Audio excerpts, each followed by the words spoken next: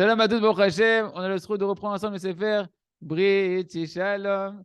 Brit Shalom. Aïe, aïe, aïe, aïe, aïe, aïe. Brit Shalom. Ah, ah, aïe, ah, aïe, aïe, aïe.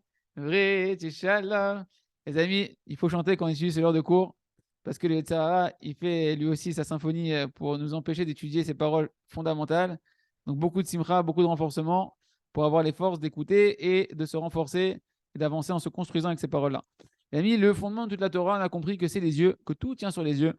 Et c'est quand on réfléchit un peu sur les 10 commandements, et ben, quand on regarde, si on se focalise sur la partie des commandements, vous savez, il y a une partie des commandements envers Hachem et une partie des commandements envers son prochain.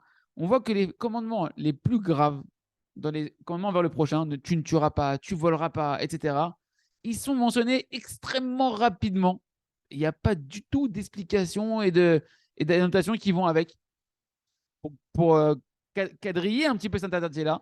Tandis que quand tu regardes le dernier interdit des commandements envers son prochain, l'otarmot, tu ne convoiteras pas, qu'a priori c'est beaucoup moins grave. Attends, on parle de tuer, on parle de voler. Là, on parle de convoiter. Convoiter, tu fais aucun dommage collatéral vrai, direct chez la personne matériellement. Et pourtant, là, tu vois que la Torah, qu'on va voir ensemble, elle s'étale. La Torah, elle s'étale sur ce commandement-là. Et donc, venez, on revoit les 5 commandements derniers des 10 commandements. Tu ne tueras pas, tu ne feras pas d'adultère, tu ne voleras pas, tu ne feras pas de faux témoignages. Donc, ces 4 commandements-là, ils sont ramenés super rapidement. Alors qu'on parle de choses super graves. Tuer, adultère, voler, mentir. Et la Torah, elle ne dévoile pas du tout des limites à ça. Et elle avance. Par contre, quand on arrive au dernier commandement, la convoitise, que là, a priori, c'est quelque chose qui dépend du cœur. Que, mamache, nous, on se dit c'est quelque chose en plus, c'est pas évident qu'on puisse le contrôler, quoi. Le cœur, c'est plus fort que nous.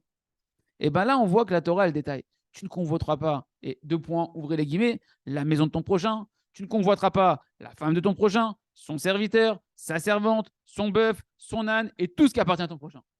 Tout ça, c'est rajouté. Alors, on peut dire juste, tu ne convoiteras pas. Ouais. Et on va essayer de comprendre pourquoi. De quoi on parle et pourquoi. En réalité, quand la Torah nous dit tu ne convoiteras pas la maison de ton prochain, qu'est-ce que c'est?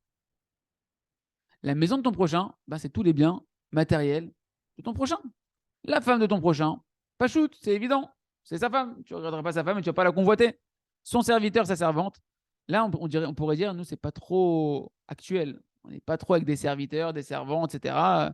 Mais en réalité, il y a un très grand lien avec notre génération, c'est quoi? C'est qu'on a toutes sortes de serviteurs, entre guillemets, aujourd'hui dans le domaine du travail. Ça va être les employés. Une compagnie, elle va jalouser des fois un super employé qu'ils ont là-bas, c'est le numéro 1, etc. On aimerait bien qu'il soit chez nous, celui-là. On va essayer de le séduire, de proposer un meilleur salaire, des meilleures conditions, etc. Tout ça, ça rentre dans l'interdit. Tu ne convoiteras pas le serviteur ou la servante de ton prochain. Okay. Donc ça, c'est actuel aujourd'hui. Ton bœuf, ton âne, ben c'est quoi le bœuf et l'âne de l'époque? C'était en réalité les moyens de permettre de faire la parnassa de la personne. Et donc, en fait, tout ce qui va être aujourd'hui dans la génération, quand on voit le travail de ton prochain, la source de revenus de ton prochain, ou bien la voiture qu'il va avoir pour son travail, etc., etc., etc., et ben, tout ce qui va être des sources de parnassa, comme le bœuf, etc., qu'à l'époque, c'était ça, la source de la parnassa de la personne, et qu'on la convoite, et ben, ça s'appelle de transgresser l'interdit de l'otarmot, tu ne convoiteras pas. Et si ce n'est pas suffisant, eh ben, le verset, il rajoute encore une fois à la fin, il te met tout ce qui appartient à ton prochain, tu ne convoiteras pas. Je t'ai détaillé, mais ce n'est pas suffisant. Tout ce qui appartient à ton prochain, tu ne convoiteras pas.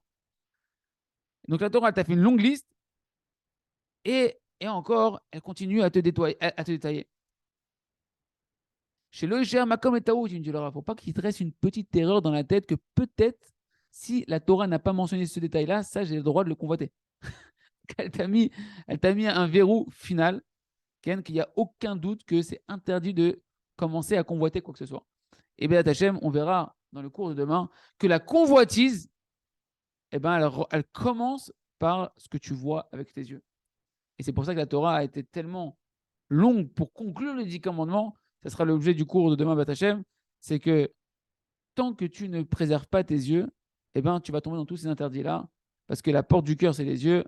À suivre demain, Batachem, Chazak, Benetrazek.